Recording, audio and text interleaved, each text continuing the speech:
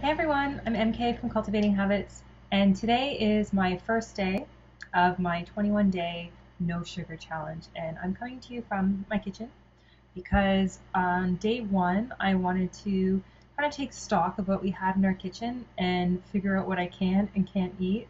All morning this morning, I was saying to Danny, does it have sugar in it? Can I eat it?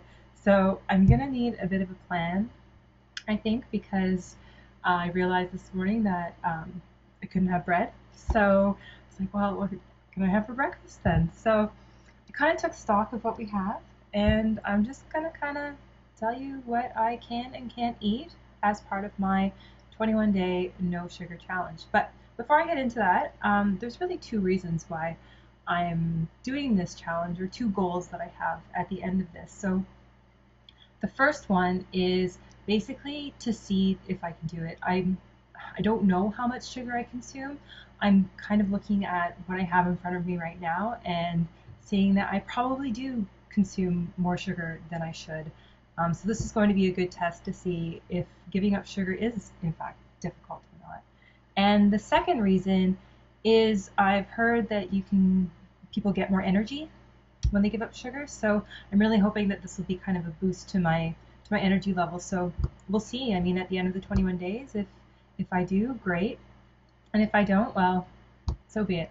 So I went through my cupboards, and there's a lot that I actually can't eat. So my rule that I'm going by is that if it has sugar written on the label, then I'm not going to eat it. Now I know that there's a lot of different types of sugar. There's fructose, sucralose, all kinds, right?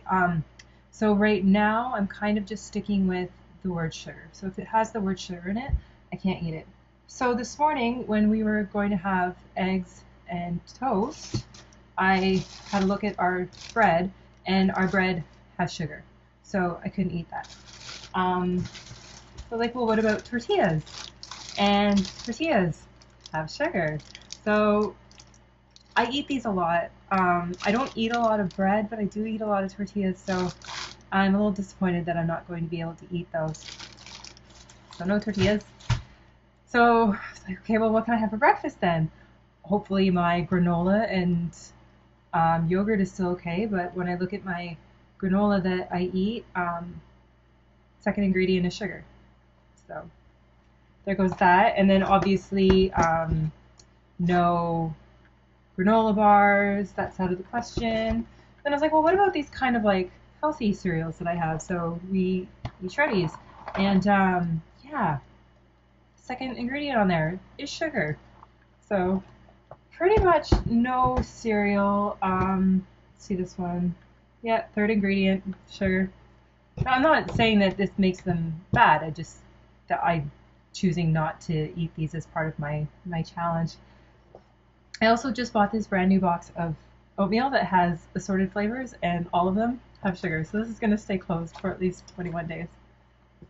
So that's about it for the breakfast cereals. Oh yeah, and then obviously jam. The thing about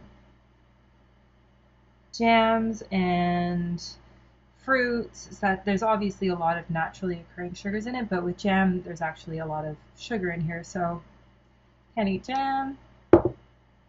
The salsa that we have right now in our fridge has sugar in it, so I'm not going to be eating this salsa, but I know that we can get the Kirkland brand from Costco. Has no sugar and it's organic, so I'm definitely going to be picking up some of that because I think I'll be eating a lot of salsa in the next 21 days. The soups that I have, really like these soups, and I mean, sugar is pretty far down on the list for the ingredients on this one, but I'm going to try to stick with if it's on the ingredient list, I'm going to avoid it. We'll see how it goes after the first week, and if I'm finding that I'm really limited to what I can eat, then I might readjust my rule that I have. So can't eat this soup, can't eat this soup. What else can't I eat? Oh yeah, ice cream. I really love ice cream. I finally found a green tea ice cream that I really like, and obviously there's sugar in here, so won't be eating ice cream for 21 days. Oh, and one thing I didn't put out here obviously is sugar. So I put sugar in my coffee. So this morning I had a tea and then I had a coffee afterwards because I don't really want to give up coffee on top of giving up sugar. So I put some cream in it, which is on my okay list because there's actually no sugar added. Now this one might be able to argue that there's sugar in all milk products, but as long as it's not on the label, I'm going to say it's okay. So that takes me, oh yeah, and then the last thing that I can't eat. So I eat adult chewable gummy vitamins. And yeah, obviously there's sugar in these. They actually taste more like candy, which is why I don't mind taking them. So I won't be taking these vitamins for 21 days, but that's okay. So in terms of the iffy stuff, orange juice. So at first I thought, well, obviously I won't be drinking any orange juice because there's a ton of sugar in here. But if I look at the label, if I look at the actual ingredients, there's no sugar added. So technically, in terms of if it's not on the label, I can have it. Technically, orange juice would be okay. I mean, and that's the question, right? Am I going to give up fruit? Am I going to give up dried fruit? I think that people who give up sugar, they would say yes, that I should. But you know what? These are my rules. And I think giving up all of that to start is quite a bit. So I think I'm just going to play it by ear. And if I do decide to take out fruit, then obviously fruit juices are going to be not on that list. And then in addition then, so this muesli that I have, sugar is actually not on the ingredient list, which I was a bit surprised to see, but there is a ton of dried fruit in here, which is what's sweetening it. So if I'm going to give out dried fruits, then can't have this one. And then kind of on the iffy list too is this Flax Plus pumpkin flax granola that I have. The second ingredient is granulated sugar cane. So the sugar cane count, so complicated. I'm going to put this in my maybe pile for now.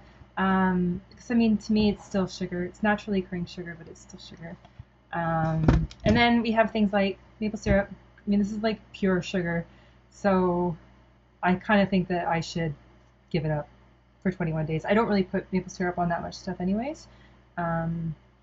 So yeah, we'll leave it in the maybe pile for now.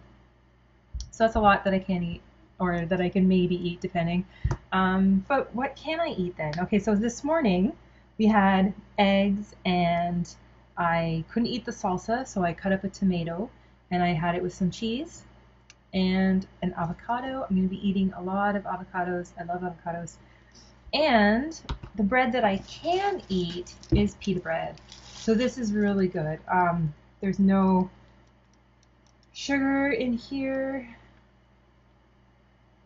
no preservatives, so this is good. I'm going to be eating a lot of pita bread, so we're going to be picking up a lot more of that. And then with my pita bread, I've got hummus. I go through a lot of hummus, so eating a lot of that still. And then there's obviously like, I'm going to be eating a lot of nuts. I'm going to be eating a lot of seeds as snacks as opposed to my granola bars that I might have eaten before.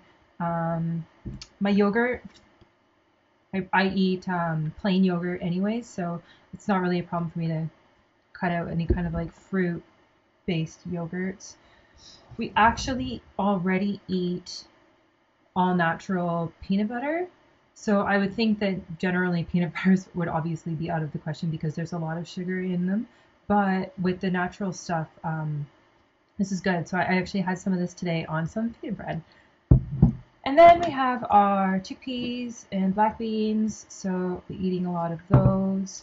Quinoa and pasta. So pasta is another thing where, I mean, all carbs turn to sugar, right? But again, going by my list, going by kind of my plan, I'm going to say it's okay because sugar is not actually an extra ingredient on there. So I'm going to stick with that. So we do eat whole wheat pasta and this like smart pasta.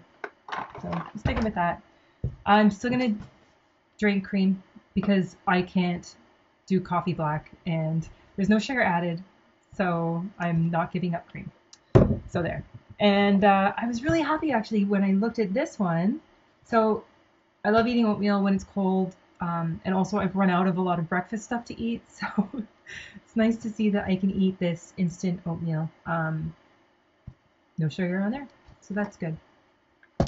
So that's what I have in my kitchen right now, and based on this, I mean, I think it's doable. I can totally do this for 21 days. What I'm giving up on top of this are things like, obviously, any cookies, any muffins, any kind of snacks like that. And since we got back on vacation, I've been craving that stuff a lot, and I have been kind of overindulging on cookies and snacks whenever they're around. So it'll be good to just like say no, just don't do it. And I don't think that that will really be a problem, but I say that now, so we'll see come 2:30, 3 o'clock on Monday when I get that craving. But yeah, so that's day one. So far, so good, I guess. I mean, it's just day one, but it's interesting, right? When you start looking at the labels and start seeing what's actually in your food, and I'm really surprised at how much sugar I am actually consuming on a regular basis, even though I don't eat candy or chocolate that often. I'm definitely probably consuming more sugar than I need to be. So I say, why not have a look at your cupboards? Look at what you have. If you want to give up sugar as well, I don't know. I think this would work for me, and it might work for you. Is to start looking at the labels, start seeing where sugar is actually listed, and then plan to start there. So I'll let you know how it goes, and wish me luck.